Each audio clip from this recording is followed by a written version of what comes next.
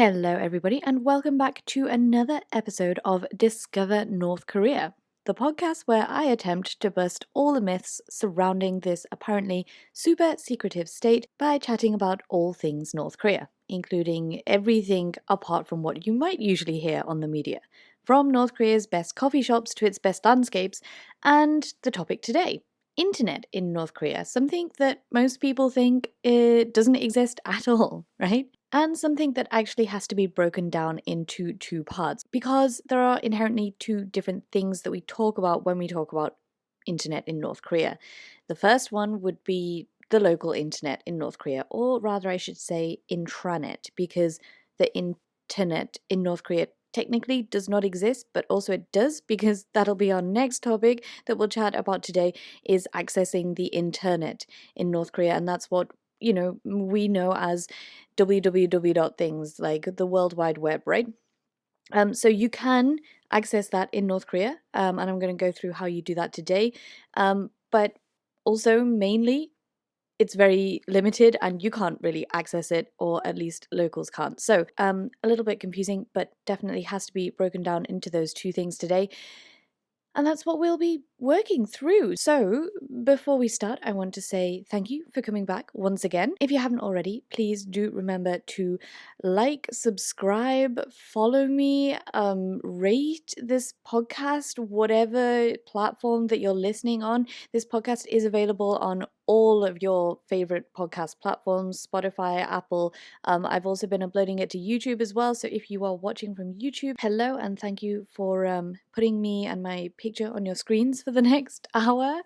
I might start doing, especially when I have guests, I might start doing like actual video podcasts, just basically videos of me talking at you, but with guests on the screen too. So a bit more visual on YouTube it might get in the next few weeks, but let's see how that goes. If you don't already follow me on all of my other social media platforms as well, and if you're new to this podcast and the whole Discover North Korea and Zoe Discovers thing, then welcome. I basically try to expand the narrative on North Korea with all of these platforms. If you don't already, you can follow me on TikTok, Facebook, and Instagram, and my handle is at Zoe Discovers or at Zoe Discovers NK. You can also email me on zoediscovers@gmail.com if you have any questions, if you have any guest recommendations, if you want to be a guest, let me know. I'm very welcoming, and I love having guests on the show. At least you don't have to just listen to me blabble on for the next hour or 50 minutes alone.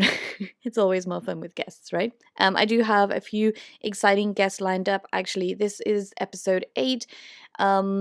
Episode 10, we've got a fun guest that I keep talking about. That's Greg. We're going to chat about Air Choreo. And then also episode 15, recorded that one a couple of weeks ago. So yeah, way ahead with the guests, actually. It's going to be fun. But for now, it's just me. And let's get into this episode. Episode 8. Does North Korea have internet? And how can you use it? So I mentioned that this episode is going to be split into two parts, and calling it internet and intranet is a little bit tricky. They sound very similar, and calling it the tourist internet and the local internet is also kind of problematic. So I am going to call them from now on by their names, or by their providers at least.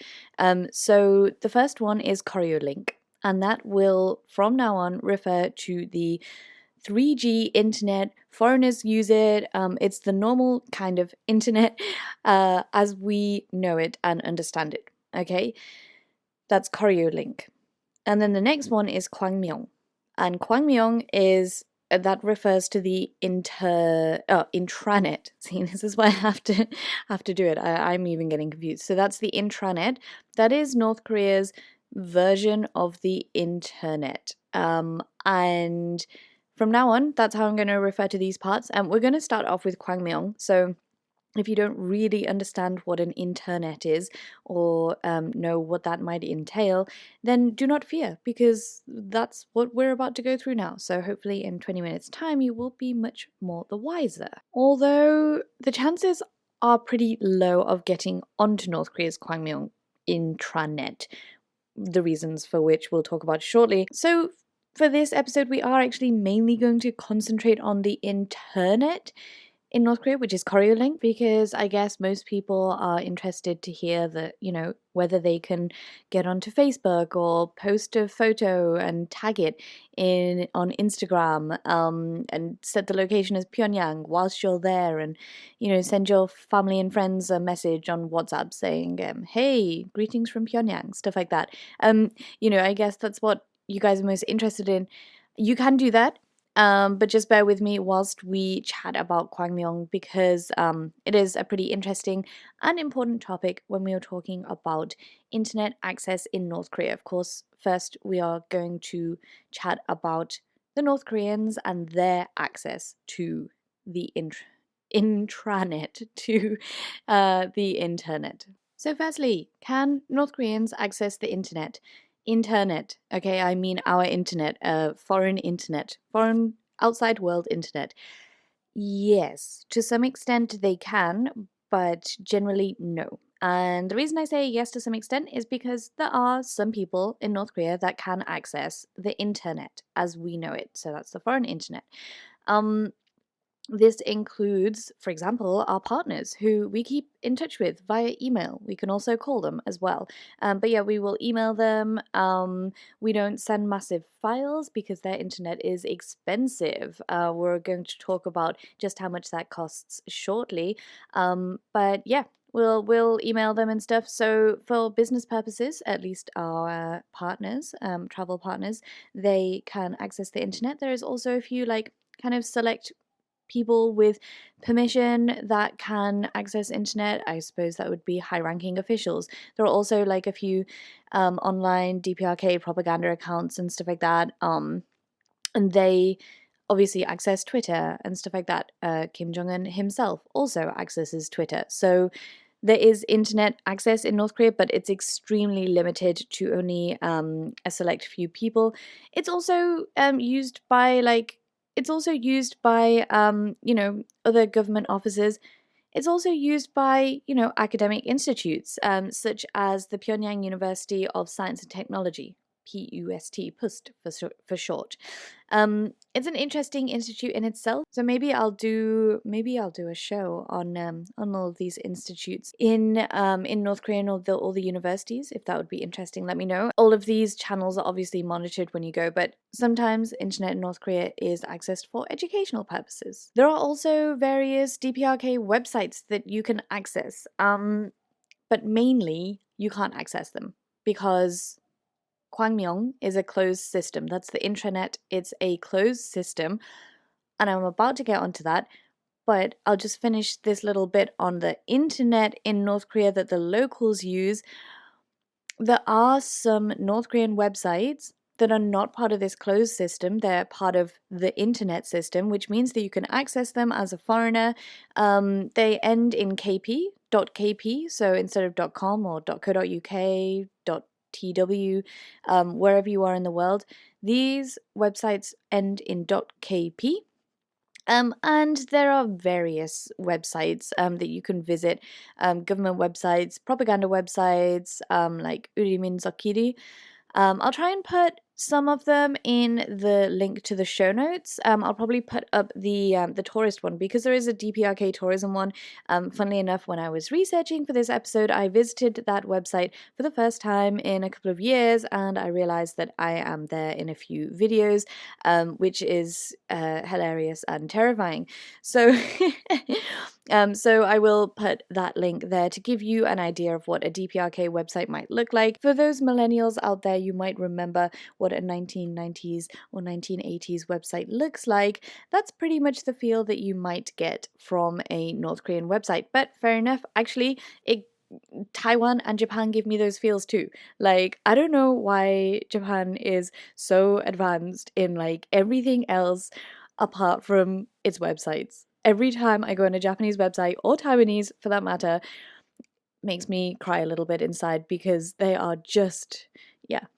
Anyway, you'll see what I mean if you do want to visit that DPRK one. But mainly, all of the websites that North Korea has, the majority of them, they are not available to be accessed from the outside. They're part of the closed intranet system, Kwangmyong, so you can't get into them. So Kwangmyong, what is this system that I keep talking about?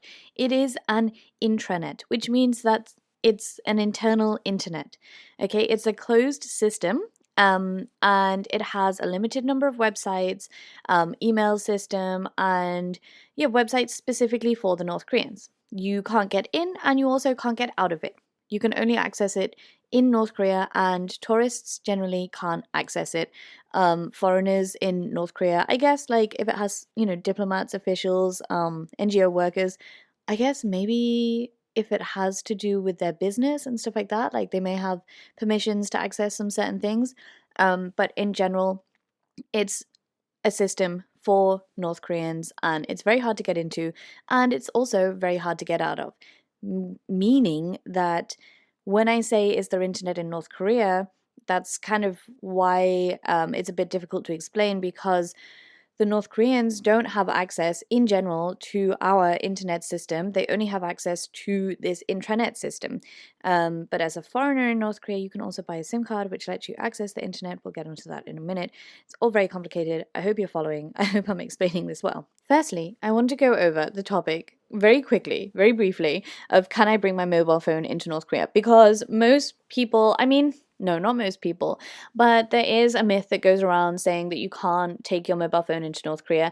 And as with a lot of these myths in North Korea, they basically stem from like old rules. So North Korea used to be very strict. It still is very strict today, but it used to be a lot stricter than it is. And you used to not be able to take photos outside of the bus. You used to have to leave your mobile phone at the airport, stuff like this. But now a lot of those rules are completely obsolete. And you can take photos out of the bus pretty much everywhere, apart from like if you're going through checkpoints and stuff like that, military checkpoints. And the same goes for mobile phones. You can definitely take your mobile phone into North Korea, absolutely no problem. A lot of people mainly just use them to take photos because you probably won't have internet, as we're going to speak about.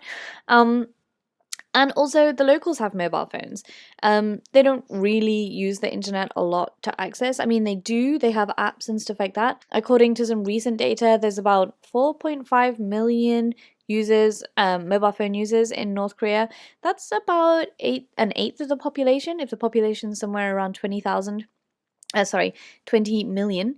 That's around an eighth of the population. They also have like a kind of local Wi-Fi there called Mide, which means future. But you can't connect to that as a foreigner. But they connect to that on their phones, and I think it was kind of being trialed when I first got there. There was a few spaces. You could see it on your phone, actually. Even on foreign phones, you could see it, but you couldn't access it. And they also have, North Korean mobile phones are just like every other phone. They have Bluetooth, but basically nothing is compatible with anything. I actually tried to Bluetooth a picture over to one of the North Koreans one time. Like, basically, it was just a nice picture of us. And instead of what we usually do, it's really awkward. What we usually do is take a picture of the picture on the mobile phone screen. It's really awkward. But so I saw one time that they had Bluetooth, and I was like, hey, I'm just going to try and Bluetooth this over to you. It didn't work. So never mind. Nothing's compatible with anything. Definitely, you can bring your mobile phone into North Korea. You can use it with internet to a certain extent, which we'll talk about in a minute. And certainly the North Koreans also have mobile phones. They have smartphones, and they use the internet on there as well. But things are a little bit different. This Kwangmyong system pretty much works the same as our internet system does in every other way. Apart from the fact that it's a completely closed network. It's used for various things. It hosts a variety of information. There are thousands of North Korean websites, all with, some of them are like propaganda websites, government websites, and some of them are educational websites. Some of them also hold websites from the internet, that have been, or like information from the internet that has then been downloaded and sifted through and checked for anything that's not allowed, censored and stuff like that, and then re-uploaded back onto the Kwangmyong intranet system. So there is foreign content on there too, but it will be very censored. What do North Koreans use this internet for? Like, everything that we might do. North Koreans with smartphones can access weather reports, they do messaging, There's also a video conferencing system. So North Korea's answer to Zoom, called Rakwon, obviously got very popular during the COVID-19 pandemic as well, although it has been around for about 10 years already. They have a search engine called Nayanara, and they have, various science, education stuff. They also have chat rooms have been pretty popular, online dating apparently, e-commerce stuff, e-banking, games. I've seen the guides play games all the time on their phones. Honestly, some of the phones, they look like they have been, yeah, they they just look like normal phones. Like I could take that phone and take it out of North Korea and show it to you, and you'd be like, okay, this is just a normal Android. I think it's largely based from Huawei, and Huawei system. They have their own versions of games, their own versions of everything that we might want. For example, what's that bubble game? I don't know. What's that game that everyone plays? Candy Crush, right? They have their own version of that. I've seen that. And also last time I was there, the North Koreans were chatting about a food delivery app. So North Korea's answer to Uber, or Deliveroo, whatever you have in your country, Uber Eats. They were chatting about that, although that was just before the pandemic, so I haven't been back in to get any more information on that, and I don't think I've seen it in any media, so who knows. And I guess probably COVID might have slowed things down on that front, but in general, yep, that's what the North Koreans use this internet for. The access is available in various locations, but it is limited. So those with smartphones or with devices such as, like, they're not iPads because they don't have Apple there, but their own versions of Apple laptops. So North Koreans with their own personal items like this, they can access this intranet system, the Kwangmyong system. But for those that don't have access to their own personal devices, then they can go to their local library. I think it's available in a few locations, but I don't want to name drop any places outside of Pyongyang, just in case I get it wrong. But it's definitely available in the Pyongyang library, the Grand People's Study House. You can go there. And there are also like various locations, but you have to like go to a location. They also have like a PC bang, like a what's it called? An internet cafe. So they have internet cafes too in North Korea, and you can go there and get onto the internet. These things are not as proliferous as I'm making them out to sound. You don't see these things everywhere. It's not easy to access the internet, especially when you live outside Pyongyang. But like, if you need to, you can. And in a way, it does kind of remind me of how I grew up with the internet. Probably revealing my age a little bit in terms of like, it's a bit tricky. There's like a dial-up thing, and obviously this is not a dial-up connection, but it's not like opening your phone and being like, oh hey, there's the internet, there's everything that I need. It's more of a like, okay, I've got to go somewhere, or hey, this is a little bit slow, or hey, this is limited, stuff like that. It's not the most convenient system, but it is being developed and becoming much more proliferous over the years, especially with the amount of smartphones that are now around in North Korea. I think I've mentioned this before in the podcast, but yeah, last time I was there, which was 3 years ago, which is a lot in terms of technological developments, as I'm sure everyone knows. It was kind of normal for the guides, at least, to have two phones. Actually, this is not really permitted, but somehow they get around this. They have ways. It's just like in China, actually. In China, you can only have one SIM card registered to your name. But Chinese people seem to get around this. And I also got around this in a lucky turn of events, because when I first registered my SIM card and a name with the SIM card, they got my name wrong, because they put my middle name as like my last name, and I only found this out when I needed my phone number to match up with my name and my passport. And the thing that I was doing this for, they called me and they were like, yo, none of this matches. And I was like, what, really? So then I had to go and get a new SIM card in China. It meant I had to. It's usually not allowed, but hey, there you go. Same thing in North Korea as well, but there's always ways to get around these things. So we're not going to spend much time on Kwangmyong because I have not really used it and I don't have much knowledge on it. Maybe next time I am in North Korea, I can get a North Korean on the podcast. They can tell us much more about Kwangmyong and accessing it and what it's like. But until now, this will have to do. At least, hopefully, I've explained to some extent that the North Koreans have their own intranet closed internet system called Kwangmyong, and within this system that is closed from the outside and from the inside out, you can access a bunch of stuff that's probably not very surprising to you because it's pretty much what we use the internet for, or kind of what we used the internet for 20 years ago. So now on to the tourist internet, Koryolink, the internet as we know it, accessing that in North Korea. So usually people say that you can't access the internet in North Korea, and generally that is what I say to people too, because generally you won't be able to access the internet in North Korea. Despite that though, I am going to spend the rest of this podcast talking about the fact that you can access the internet in North Korea.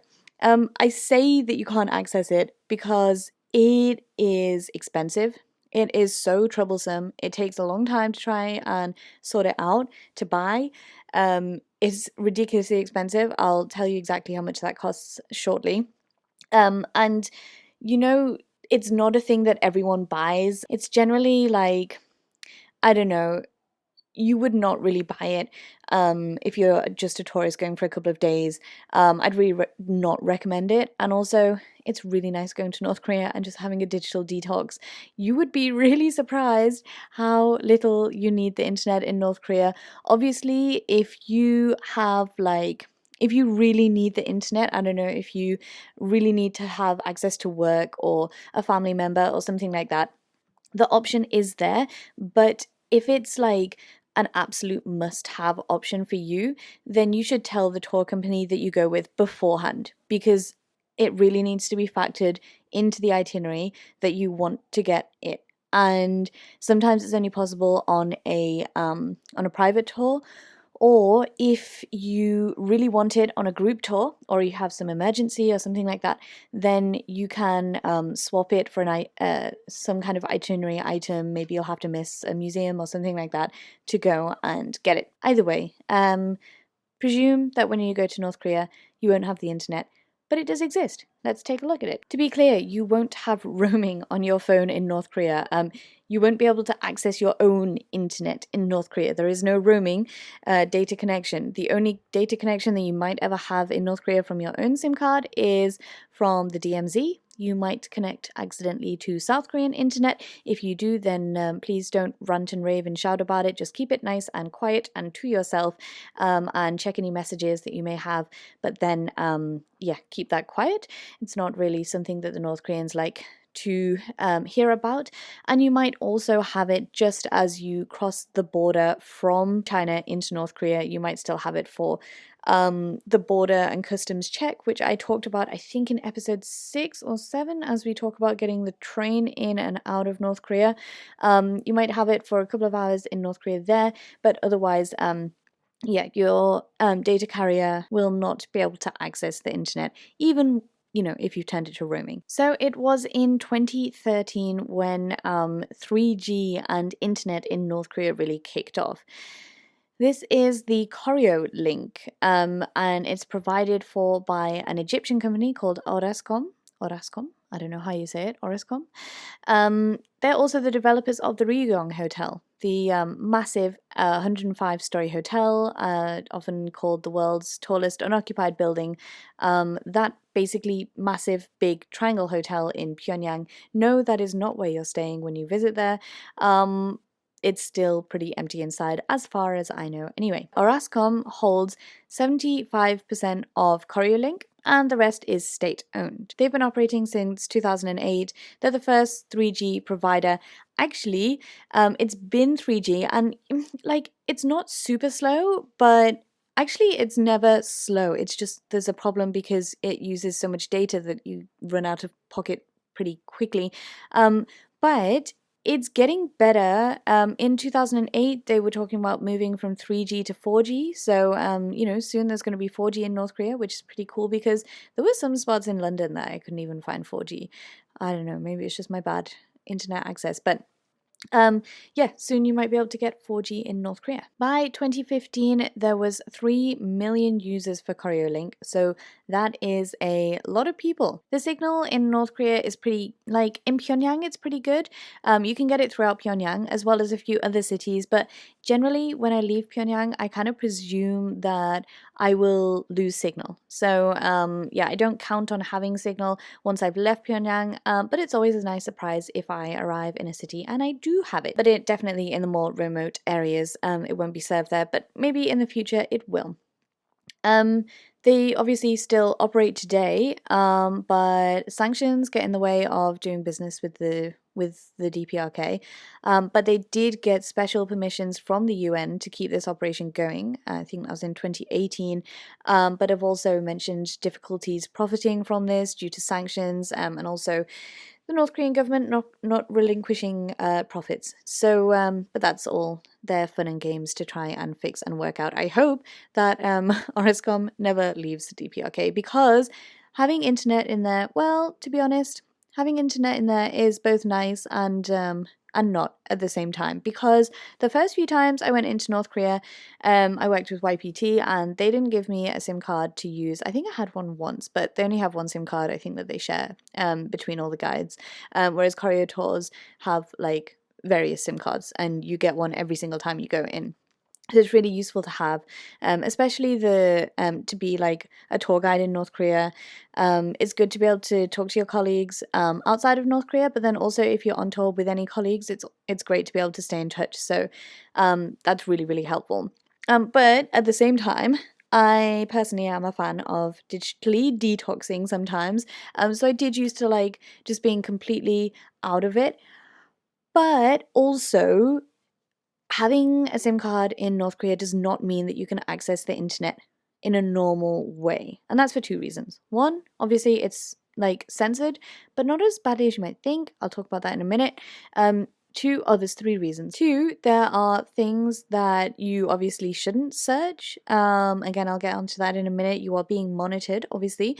And three, because, and this is the biggest reason, this is what originally I was going to say, is that it's just too expensive. You just can't use it as you would do in normal life. I don't know how many gigabytes people go through on a daily basis, but I don't know, if I'm uploading to Facebook or TikTok takes up tons, or Instagram and stuff like that, it takes up so much data. If you watch YouTube on your phone, it takes up so much data, and you just can't use it like that because it is ridiculously expensive. So I think it's nice to be very conscious when I'm in North Korea that I have to limit my data, and kind of basically just use it for chat apps, and to keep in touch with my emails and stuff like that.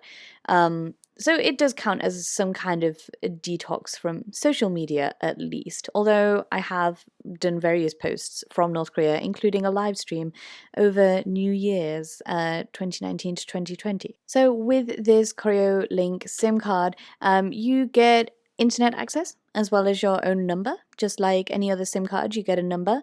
And with this number, you can call other Koryolink SIM cards. But you can't use domestic internet, the intranet, the one we just talked about, Kwangmyong, and you also can't call domestic numbers using the SIM card. So basically, there's one system for the locals, one system for foreigners.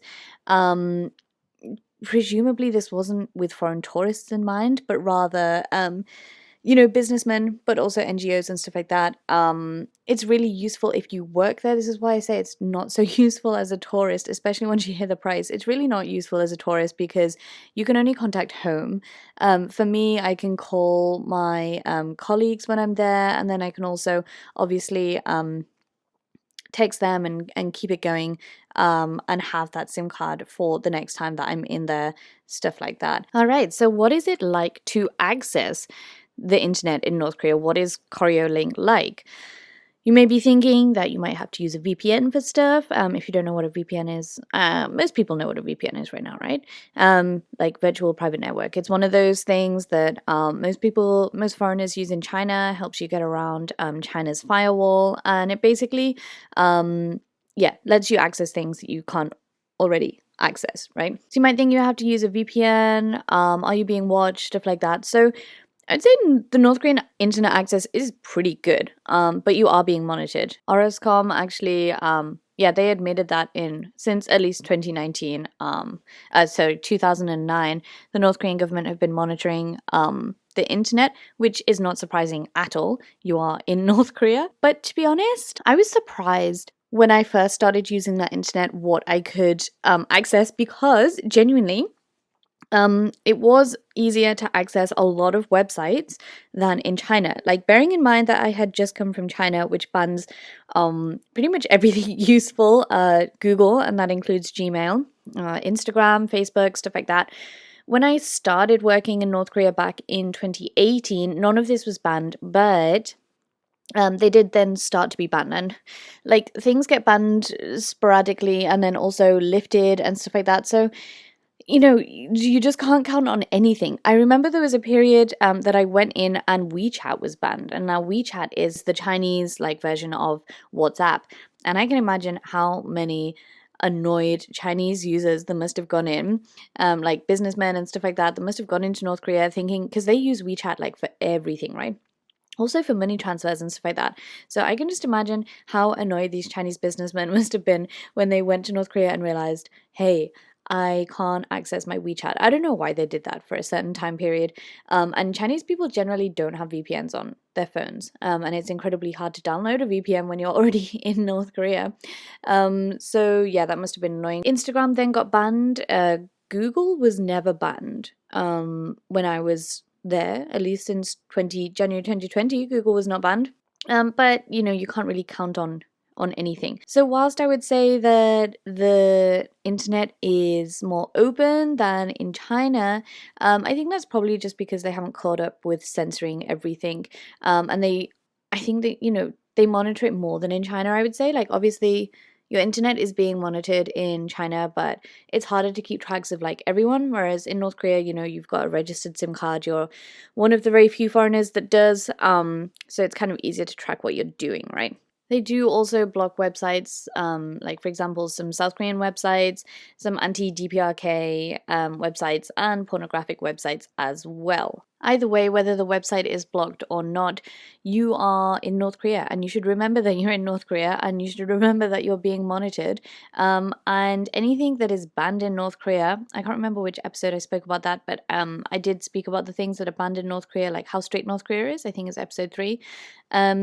Anything that is banned in North Korea, you also shouldn't search for it or try to get it through the internet, okay? Like, don't be searching for Bibles and religious material on the internet whilst you're in North Korea. I don't know how much you'd be penalized if you did. I doubt that, like, if you just typed it into Google, I doubt that the authorities would be right on you. But, if you were frequently searching for this stuff, or if you were typing in some like anti-North Korea stuff, stuff like that, obviously the website would be blocked, so that would be the first thing that would come up. But I'm sure that if it happened several times, or like maybe even just once, I have no idea what this system is like. So just best to not try and get hold of anything that is otherwise banned in North Korea, and you should already be aware of things that are banned in North Korea. And if not, have a listen to the episode How Strict is North Korea.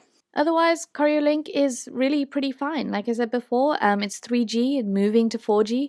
It can be slow, very expensive, but it's getting better. And to be honest, it's not that it's slow that is the main problem. It's just the expenses, and therefore, like for me, I always turn my phone to completely low data mode. I pretty much like log out of all of my apps and stuff so that my phone hardly does any background stuff.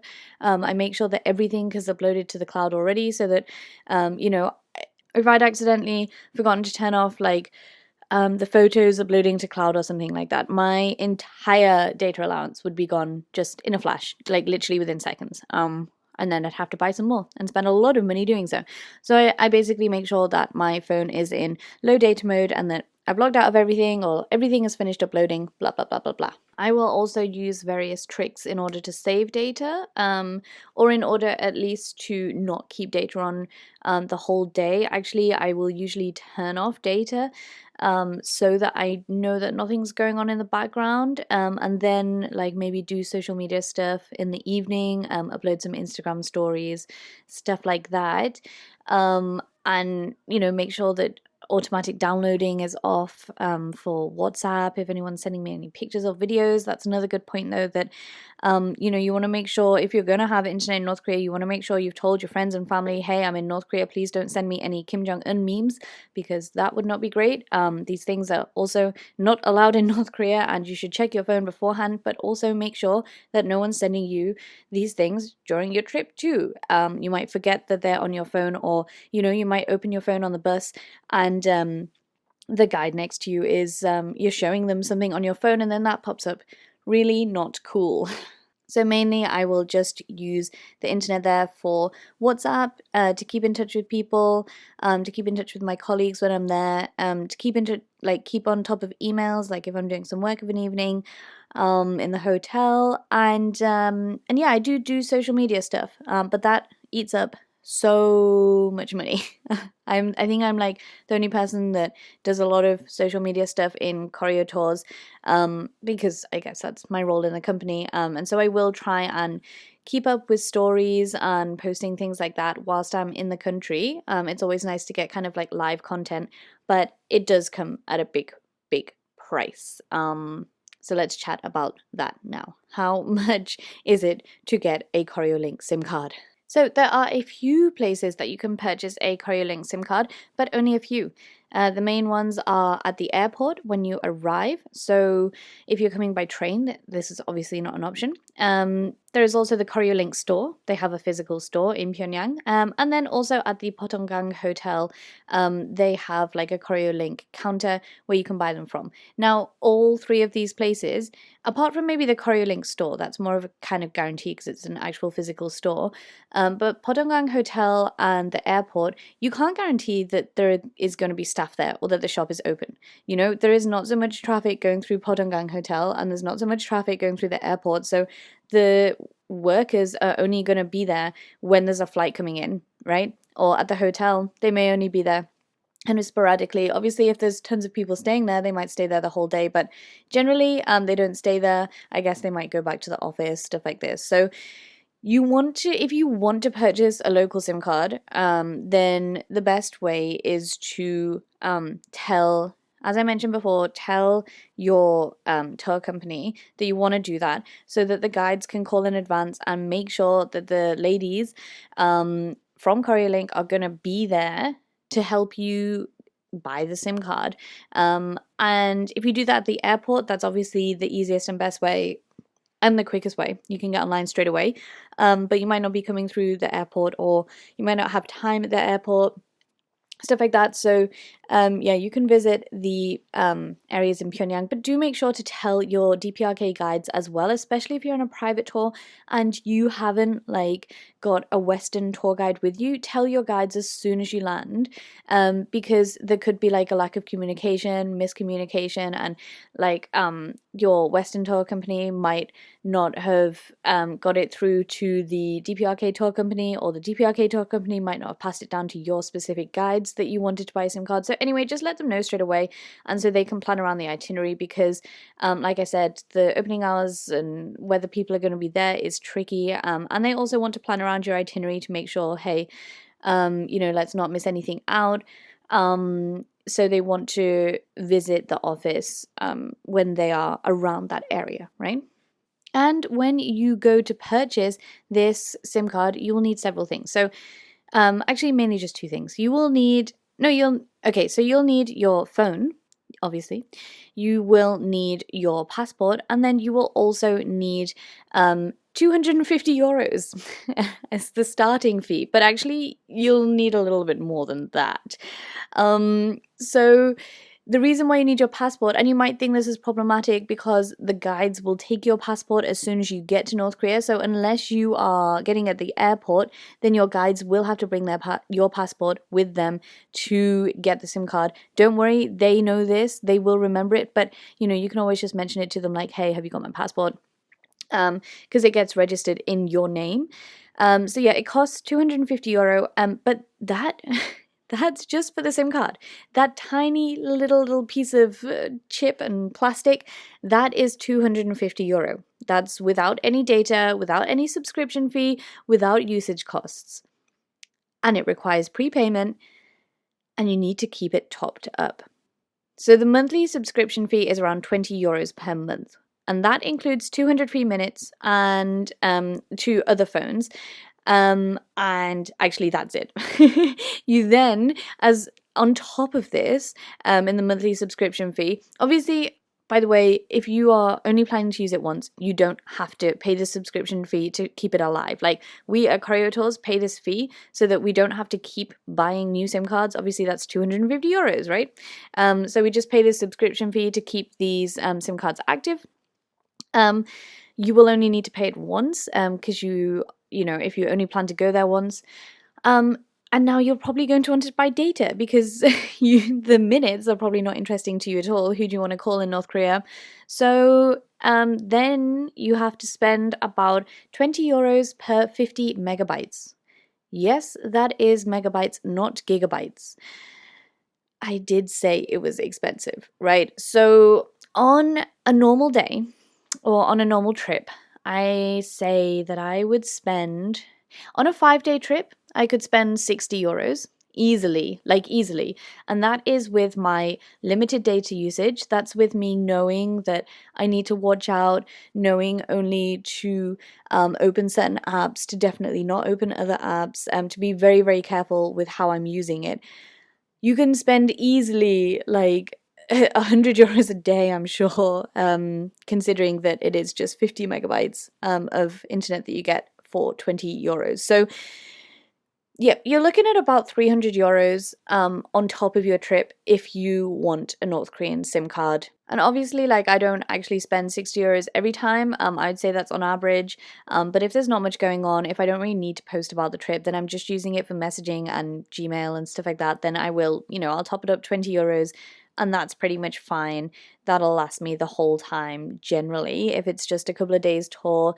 But yeah, if it's like a big tour and it's really interesting, like one of the holidays and stuff like that, then I'll want to be posting about it and be doing some live stuff. So that's why it costs some more. Another thing you should also be prepared for when getting this SIM card is you actually have to have a lot of time, because it's, despite the lack of queue that you'll probably find there probably won't be many people either place. Actually, to be fair, if you're getting at the airport and there's like 5 or 6 people in the group that want it, then yeah, it's going to take a long time, because it can take anywhere from like 5 minutes to 30 minutes per person, to be honest. There's loads of paperwork, there's loads of processing and payments and stuff like that. It's really not ideal, and this is why, like, we say to tourists, like, it's really not worth it. 1, it's so expensive, and 2, like, it's just so inconvenient and takes up so much time. So you might be stuck at the airport for like an extra hour waiting for everyone to do it, which is fine if everyone wants to do it, but yeah, and this is also why you might have to skip an itinerary item if you do want to, on a group tour, if you want to, in Pyongyang, go to the Air Koryo office or the Potonggang Hotel and get one, because yeah, it takes a long time. And then you've also got to consider going there and coming back and stuff. So really, it can take like an hour or two to get yourself a SIM card. Is it worth it for just getting online? You're going to miss out a lot of your tour. Yeah, for me, it's not worth it for tourists. But it is worth it but it is worth it for someone who keeps going back there. And you should also remember that you are only going to have access in Pyongyang. And most tours, if you're going on like a 4 or 5 day tour, a lot of that tour will not be spent in Pyongyang. So there really is not much point getting the SIM card for you. Something else that might interest you, though, is another way to get on the internet in North Korea, and that is through Wi-Fi. That is way easier, kind of. You just have to know where to find the spots in North Korea that you can get Wi-Fi, because contrary to popular opinion, there is Wi-Fi in North Korea. And that's what we're going to talk about in this section before we finish. So to date, well, to the last time that I was there in January 2020, there are 3 known access points of Wi-Fi in North Korea. I will go over those in a second. It's not the quickest or the best access. It uses the Koryolink, so it's pretty much the same access that Koryolink has. It's surprisingly good. Like, it's not the best, but I have been on much worse Wi-Fi in several locations all over the world. So, you know, you might be surprised how good it is. So these 3 locations that you can get Wi-Fi at are the airport, but only in the departures lounge, which really annoys me because I don't know, like, okay, maybe it's kind of useful if you're departing and you want to, I don't know, if you're waiting at the airport and you're doing business and you want to keep in touch with the world and you're bored or you got there very early, maybe it's useful. But for me, it's not very useful. I'm about to get back into the world anyway. Why would I need it? You can get it at the Potonggang Hotel. And this Potonggang Wi-Fi is similar to how the Pyongyang airport Wi-Fi works. So basically what happens is you buy a little piece of paper slip. It's kind of like one of those like password pieces of paper. And then you log into it, you use that password, and then you get it for like 30 minutes or an hour or something. I can't remember. I think that's what the airport is. And at Potonggang Hotel, you can only buy 10 minutes. So it's funny sometimes if you're on a long tour and tourists really want to, you know, just have some Wi-Fi access, just have some normality for like 10 minutes. We go to the Potonggang Hotel, there's a cafe there, you can just sit in the cafe and you can imagine for those 10 minutes, no one is speaking to each other. And obviously you can buy another 10-minute one and another 10-minute one. You can sit there for 30 minutes if you want. You can sit there for an hour. It's just quite frustrating that you have to keep logging back in, logging back out. So, you know, there is the option in Pyongyang to go to the Potonggang Hotel if you really need it or need a quick 10-minute fix. But again, you can do that on a private tour. If you want to do that on a private tour, let your tour guides know. If you want to do it on a group tour, then, you know, sorry, it has to be a unanimous group decision. You can't be going off doing your own itinerary items on a group tour. And adding something like a stop at the Potonggang Hotel, it may sound like a 10-minute stop if you just want to use 10 minutes, but you've got to factor in driving there, setting everyone up. It's, you know, it's going to be an hour or two, right? Once you've sorted out everything. The third spot is the Pyongyang Casino in the Yanggakdo Hotel. And now, this is probably the most convenient and the most inconvenient spot because basically it's not Wi-Fi to be used as Wi-Fi. There is a casino in the Yanggakdo Hotel in the basement, and this is very, very popular with Chinese tourists because gambling and casinos and stuff are not permitted in China. So, you know, this is why they go to Macau and stuff like that across the border, and they love casinos. Wherever there's a casino, there will probably be Chinese people, right? And so Chinese people in China, the main way to pay for something is through WeChat. You know, it's actually very strange in China to carry around cash with you. Like, honestly, like, I hardly ever see cash in China, and I love this. I find it very convenient. It's kind of started to happen, I don't know, in other countries, but at least in the UK, I actually hardly saw cash as well. I was just using my card on my phone. But WeChat is incredibly convenient, and I think that's why so many people use it. You just scan a QR code or someone scans you and takes that money. It's very, very good. And so I think this is why the casino set up the Wi-Fi so that the Chinese people who are betting, they can maybe use the money there. But also, I don't know how it then gets into North Korea. I have no idea. Either way, maybe the Chinese people just really wanted Wi-Fi or were complaining that there was no Wi-Fi. I have no idea. Either way, it is not like a place to go and get Wi-Fi. It is for the casino users. And it's only been kind of recently, and I say recently, that means like up until 2020. Before that, the casino kind of started to get onto the fact like, oh, okay, Western tourists now know that we have Wi-Fi here, and they just keep like coming down here and standing around and using our Wi-Fi. So obviously they got pretty annoyed with this. So now in order to use the Wi-Fi, you have to place a minimum bet. And like, this is no, you know, there's no rule on this. It's not like a written rule, but they're not going to let you just access the Wi-Fi. You have to go there with the intention of using the casino. And you know, several people have gone down there and tried to access the Wi-Fi, and they've all told me different things. They've all come back and they said, you know, they made me place a minimum bet of $20 or 20 euros or something like that. So, you know, you will have to pay for that internet access. But I've also heard that it's pretty good. So don't count the Pyongyang casino as somewhere with Wi-Fi access, but it does have Wi-Fi access, and if you can convince people down there that you want to actually play in the casino, and then sneakily look at your phone sometimes, then hey, you can use that. Otherwise, you will be kicked out. But yes, there are only these 3 spots for Wi-Fi in North Korea. So again, just like the SIM card, it's not a given. When you go on your tour to North Korea, still just presume that you won't have access in North Korea. Make sure you tell your friends and family. And then if you have access, it's like a bonus. And believe it or not, there is actually one more way that you can access the internet in North Korea, and that is at some hotels. Now, some hotels offer internet in the form of like an Ethernet cable. And it's very inconvenient, again, surprise, surprise, because most people, like, there are very few people that access the internet like this, right? Also, it's not a given. You have to pay for it. It costs extra, and you know, there's no way to connect through Wi-Fi. So you'd have to bring an Ethernet cable with you, and then you'd also have to be going to one of these 3 hotels. As far as I know, it's the Hyangsang Hotel in Mount Myohyang, the Masikryong Hotel near Wonsan, that's the skiing one. I have a video that shows that hotel actually. It's very luxurious. You can have a look. It's my skiing video on YouTube. And then the Mahjong Hotel in Hamhung. So these do offer in-room internet connectivity, which is pretty cool, but yeah, you'll need an Ethernet cable for that. And I've also never used it myself, so I can't vouch for how good or not it is. At some of these hotels, you will also be able to make international calls. Most hotels in North Korea actually offer international calls. They will have like an international communication center, or from your hotel room. Like, they can help you dial from your hotel room. Make sure to check the cost of the international call before you do it, because you might decide against it. It's actually not super expensive, but you can make international calls. Most places allow it.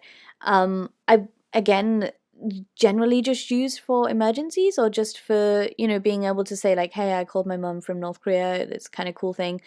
Otherwise, and yeah, for emergencies, if you do have an emergency in North Korea, unfortunately, this happened on one of my tours where someone had a family emergency, and they knew, their family knew that they were coming with Koryo tours, and so they basically contacted Koryo tours, who contacted me when I was on tour because I had my SIM card. So they contacted me and they said, hey, can you make, you know, this tourist call home from the international, you know, call center, because, you know, she has a family emergency. So that did happen once. So, you know, if you do have an emergency in North Korea, don't worry. Like, anyone can contact Koryo Tours or the tour provider that you're going with, who can then contact their in-country staff. Even if I didn't have a SIM card, you know, if it was an emergency, Koryo Tours could contact KITC, our partners, and then they could pass on the message to me. So there's always a way. So, you know, don't worry about that. But yeah, in general, in North Korea, you are going to be completely off the grid, and it's going to be lovely. Really, it's so surprising how little you need your phone when you're in an environment where you don't need your phone. And I think that's one thing that I really learned in North Korea. So, like, I love not using my phone, but where I live and the society that I'm part of and my job and my study and everything, it requires me to use a phone, right? And so that's why I do so much. However, I do limit my usage. But in North Korea, I really like it because you really don't need to use it. You know, you're too busy to use it anyway. And it's just nice being in that environment that doesn't require it of you. Because I think it's all very well saying you're going to have a social media detox and stuff like this. But when society requires it of you to use your phone so much, it's very hard to do that. So you can put yourself in an environment that doesn't, and you will reap the benefits of not being glued to your phone all the time. So that pretty much concludes the episode today. Maybe a little bit shorter than usual.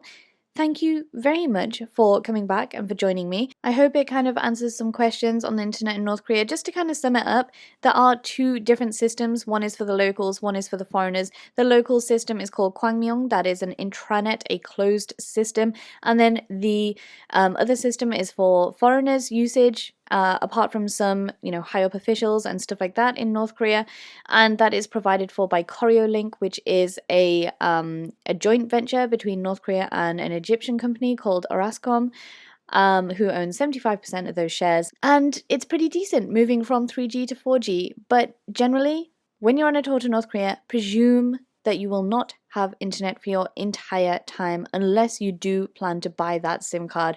And even if you do buy that SIM card, then you might not have internet straight away. So thank you very much for joining me during this time, and I hope you come back next week when we will be discussing another topic, another question, another theme on North Korea. And whilst you're here, no matter what platform you are listening on, please do give me a like, give me a rating, subscribe. If you're on YouTube, then make sure to leave a comment. I don't know if you can leave comments on other areas. This podcast can be found on all of your podcast platforms. If it's not, then let me know. And if you do have any questions, any topics you want me to cover, any guest recommendations, if you want to be a guest on this podcast, just email me on zoediscovers@gmail.com. You can also message me on Instagram on either @zoediscovers or @zoediscoversnk. I always answer all my DMs, so feel free to leave me a message there, even if it's just giving me some feedback, whether it be nice or nasty, but please keep it constructive. Thank you very much, and come back next week.